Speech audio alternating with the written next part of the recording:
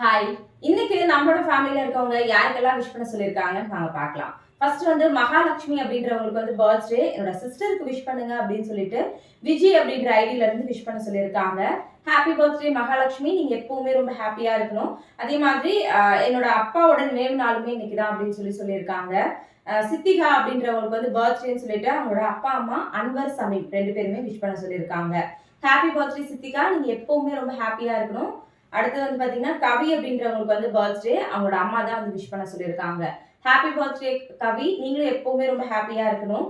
இசக்கி அம்மாள் அப்படின்றவங்களுக்கு வந்து பர்த்டேன்னு சொல்லி விஷ் பண்ண சொல்லியிருக்காங்க. ஹாப்பி பர்த்டே இசக்கி அம்மாள். நீங்களும் எப்பவுமே ரொம்ப ஹாப்பியா இருக்கணும். அடுத்தது தர்ஷனுக்கு வந்து பர்த்டே.